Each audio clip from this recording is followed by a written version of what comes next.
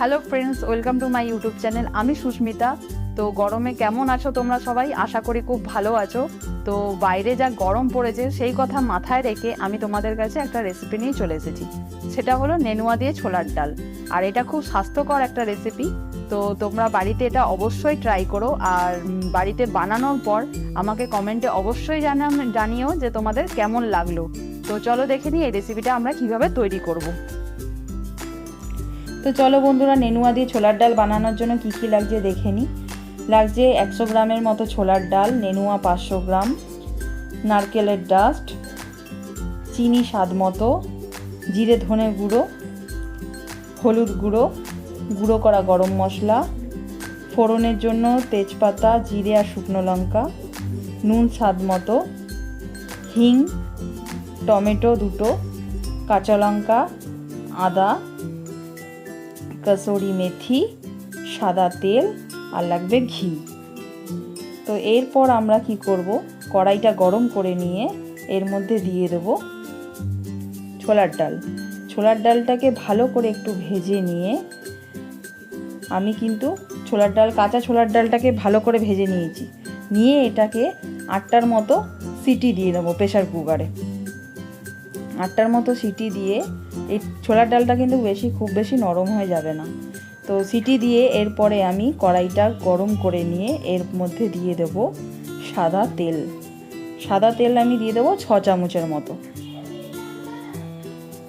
6 চামচের মতো সাদা তেল দেওয়ার পর আমি এর মধ্যে তেজপাতা, জিরে আর শুকনো লঙ্কাটা ফোড়ন দিয়ে দিচ্ছি। তো আমি এর মধ্যে নিয়েছি 2টো তেজপাতা, 2টো শুকনো লঙ্কা আর জিরে, সামান্য একটুখানি জিরে দিয়ে ফোড়ন করে নিলাম, ফোড়নের জন্য দিয়ে দিলাম। এরপর আমি এর মধ্যে দিয়ে দেব হিং। হিংটা কিন্তু আমি 3 চামচের মতো দিয়েছি। দিয়ে এটাকে একটু ভালো করে ভেজে নিচ্ছি, ফোড়নটাকে ভালো করে ভেজে নিলাম। এরপর আমি এর মধ্যে দিয়ে দেব টুকরো করে রাখা টমেটোগুলো আর কাঁচা লঙ্কা কুচি দিয়ে ভালো করে আমি এটাকে ভেজে নেব।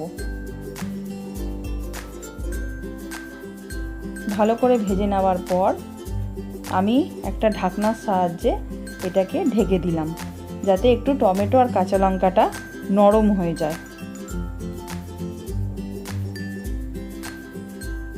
তারপর ঢাকনাটা খুলে নিয়ে আমি এর মধ্যে দিয়ে দেব আদা বাটা। আদা বাটাটার মধ্যে আমি একটুখানি জল মিক্সড করেছি, জল মিক্সড করে দিচ্ছি। তো ভালো করে এরপরে এই মিশ্রণটাকে আবারও খুন্তির সাহায্যে ভালো করে একটু মিশিয়ে নিচ্ছি। এরপর আমি এর মধ্যে দিয়ে দেব নুন। নুনটা আমি দিচ্ছি 2 চামচের মতো, দিয়ে ভালো করে আবারও একটু মিশিয়ে নিলাম আমি খুন্তির সাহায্যে। তারপর একটু ঢেকে দিলাম ঢাকনার দিয়ে, যাতে আরও ভালো করে একটু নরম হয়ে যায়। তারপর ঢাকনাটা খুলে নিয়ে আমি এর মধ্যে দিয়ে দেব হলুদ গুঁড়ো। হলুদ গুঁড়োটা আমি দিচ্ছি এর মধ্যে 3 চামচের মতো। 3 চামচের মতো হলুদ গুঁড়ো দিয়ে এর মধ্যে আমি দিয়ে দেব জিরে ধনে গুঁড়ো। জিরে ধনে গুঁড়ো দিচ্ছি আমি এখানে 2 চামচ। 2 চামচের মতো জিরে ধনে গুঁড়ো দিয়ে আমি এটাকে ভালো করে মিশিয়ে নিয়েছি এবং একটু দেখো ভালো করে কষে গেছে। এরপর আমি এর মধ্যে দিয়ে দেবো জল। জলটা খুব সামান্য পরিমাণে এর মধ্যে দিয়ে এটাকে একটু ফোটার জন্য ছেড়ে দিলাম। তো ভালো করে যখন একটু ফুটে যাবে, তো ফুটে গেলে আমি এটাকে একটু কষার জন্য ছেড়ে দিলাম। তো ভালো করে কষুক। তার মধ্যে আমি তোমাদের একটা টিপস বলে দিই, আমি কিন্তু এই রান্নাটা পুরোপুরি নিরামিষ রান্না করছি। তোমরা চাইলে এর মধ্যে একটু পেঁয়াজ কুচানোও দিতে পারো আর রসুন বাটাও দিতে পারো। তো ভালো করে যখন কষে যাবে, এরপরে আমি কিন্তু এর মধ্যে দিয়ে দেবো ছোলার ডাল। দেখো ভালো করে কিন্তু কষে গেছে। এরপর আমি এর মধ্যে দিয়ে দিচ্ছি ছোলার ডালটা। ছোলার ডালটা দেখো ভালো করে সিদ্ধ হবে, কিন্তু খুব বেশি নরমও হবে না, আবার শক্তও থাকবে না, এরকমভাবেই তোমাদেরকে সিদ্ধ করতে হবে। তো ছোলার ডালটা দিয়ে দেওয়ার পর একটুখানি নাড়িয়ে নিয়ে তারপর আমি এর মধ্যে দিয়ে দেবো নেনুয়াগুলো। কেটে রাখা নেনুয়াগুলো আমি এর মধ্যে দিয়ে দিচ্ছি। এরপরে তো নেনুয়াটা দিয়ে ভালো করে এবার একটু নাড়িয়ে নিলাম। তো নাড়িয়ে নেওয়ার পর আমি এটাকে ঢাকনা দিয়ে একটু ঢেকে দেবো। ঢাকনা দিয়ে ঢেকে রেখে তারপরে আমি আবার ঢাকনাটা খুলে দেখলাম যে একটু শক্ত আছে। এরপর আবার আরেকবার আমি এটাকে ঢাকনা দিয়ে ঢেকে নরম করার জন্য ছেড়ে দিচ্ছি। তো এটা একটু নরম হয়ে যাক। তো এরপরে আমি নরম হয়ে গেছে দেখো নেনুয়াটা খুব ভালো করে। এরপর আমি এর মধ্যে জল দিয়ে দিলাম। তো জলটা অল্প পরিমাণেই দিলাম, তোমরা যেরকম পছন্দ করবে, যদি একটু ডাল ডাল বেশি পছন্দ করো জলটা তো সেরকমভাবেই তোমরা জল দেবে। হ্যাঁ, আমি এর মধ্যে এরকমভাবেই দিলাম। এরপরে আমি দিয়ে দিলাম চিনি।